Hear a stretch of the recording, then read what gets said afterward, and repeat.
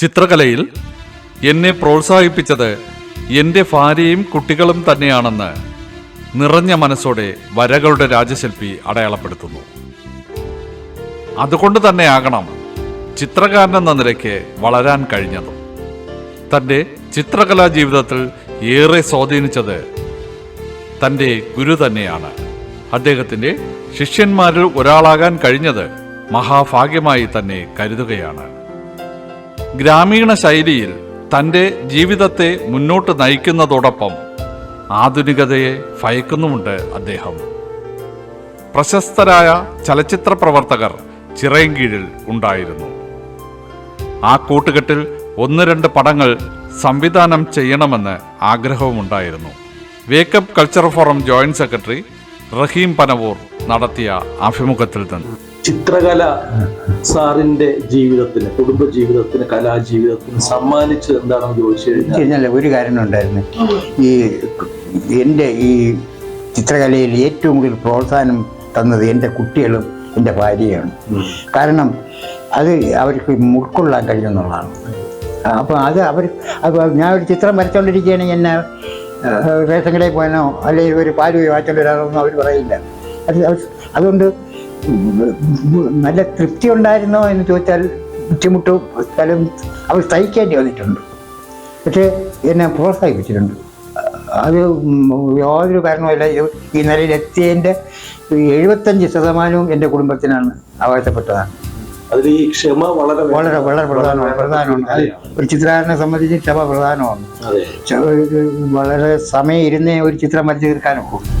അതുകൊണ്ട് കുടുംബജീവിതം വളരെ സൂക്ഷിച്ചു വേണം കൈകാര്യം ചെയ്യാൻ. കാരണം ഞാൻ കല്യാണം കഴിച്ചു കഴിഞ്ഞതിന് ശേഷം അവരോട് തന്നെ ഞാൻ പറഞ്ഞിട്ടുണ്ട്, ഇത് നിങ്ങൾ എന്നെ പ്രോത്സാഹിപ്പിക്കുകയാണെങ്കിൽ ധനം ഉണ്ടാവും, ഇല്ലെങ്കിൽ ഞാൻ വെറും ശ്രീകണ്ഠനായി പോകും. അതുകൊണ്ട് പലതും സഹിക്കേണ്ടി വരും, ധനം കിട്ടാനുള്ള ബുദ്ധിമുട്ടുണ്ടാവും. പക്ഷെ അതൊക്കെ മനസ്സിലാക്കിയാൽ നാളെ കാലത്ത് അത് അവർക്ക് അനുഭവപ്പെട്ടിട്ടുമുണ്ട്. സ്വാധീനിച്ച വ്യക്തിയെ കുറിച്ച് അല്ലെങ്കിൽ വ്യക്തികളെ കുറിച്ച് അങ്ങനെ നോക്കുമ്പോൾ സാറിന് ഏറ്റവും കൂടുതൽ എൻ്റെ ഗുരുനാഥൻ തന്നെയാണ്. വേറെ സഹപാഠികൾ ആരുമല്ല. അദ്ദേഹത്തിൻ്റെ ജീവിത ശൈലി എന്നെ ഒരുപാട് സ്വാധീനിച്ചിട്ടുണ്ട്. അദ്ദേഹത്തിന്റെ CK രാമകൃഷ്ണൻ നായർ എന്നാണ് പേര്. അത് കാരണം അദ്ദേഹം ചിത്രകലയ്ക്ക് വേണ്ടി അദ്ദേഹത്തിൻ്റെ ജീവിതം ഒടിഞ്ഞു വെച്ച മനുഷ്യനാണ്. അത് സമ്പാദിച്ചിട്ടില്ല. സമ്പാദിച്ച കുറേ ശിഷ്യന്മാരെ മാത്രമേ ഉള്ളൂ. അത് മറക്കാൻ ഒക്കില്ല. അദ്ദേഹം ഉണ്ടാക്കിയ പണം മുഴുവനും ശിഷ്യന്മാർക്ക് വേണ്ടി ചിലവാക്കി എന്നുള്ളതാണ്. അതിലൊരാളാണ് ഞാൻ.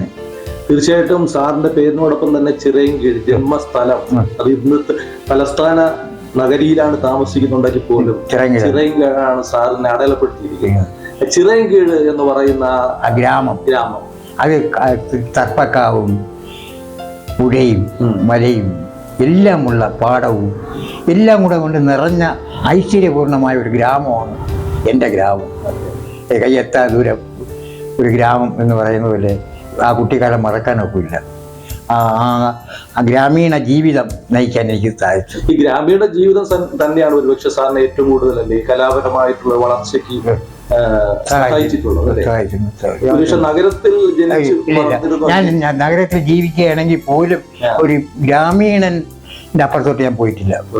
ഒരു പട്ടണത്തിൽ ജീവിക്കുന്ന യാതൊരു വിധ ആർപ്പാടത്തിലോ മറ്റോ ഒന്നിലും ഞാൻ ഇല്ല. അതുകൊണ്ട് ഞാൻ ഒരു പഴഞ്ചൻ എന്ന ചിലർക്ക് പറയാം, ഈ ആധുനിക ജീവിത രീതിയിലോട് എനിക്ക് താല്പര്യമില്ല.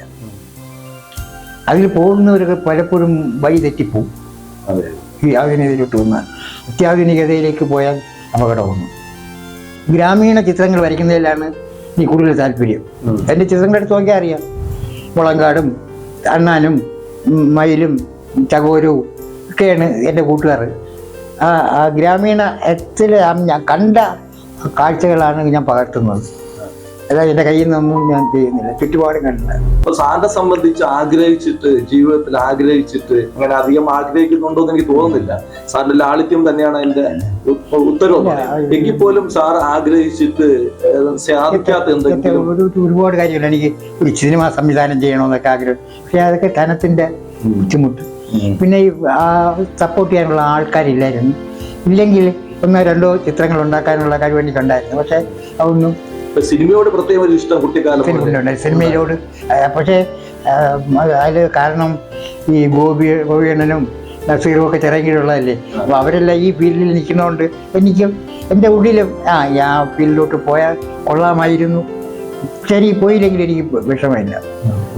എനിക്ക് എൻ്റെതായ നാടകപ്പെടുത്തം നടത്തിയിട്ടുണ്ട്. ചെന്നാൽ മതി. അതാണ് നസീർ സാറിനെ പോലെ, ഗോപി സാറിനെ പോലെ സാറിനെയും രേഖപ്പെടുത്തുന്നു ചരിത്രത്തിൽ എന്നുള്ളതാണ് ഏറ്റവും വലിയ സന്തോഷം. ഞങ്ങൾക്ക് അതുപോലെ സാറുമായിട്ട് ഇത്രയും നേരം സംസാരിക്കാൻ പറ്റിയുള്ള സന്തോഷം വളരെ വാക്കുകൾക്കപ്പുറം. അതിലേക്ക് ഇത്രയും കാര്യങ്ങൾ സന്തോഷത്തോടുകൂടി പറയാൻ സന്ദർഭം ഉണ്ടാക്കി തന്ന എങ്ങനെയാണ് നന്ദി പറയേണ്ടതെന്ന് എനിക്കറിയാൻ പറ്റും. ഞങ്ങള് കുറച്ച് പേര് വേക്കപ്പ് കൾച്ചർ ഫോറം എന്ന കുറച്ച് പേരാണ് വന്നിട്ടുള്ളത്.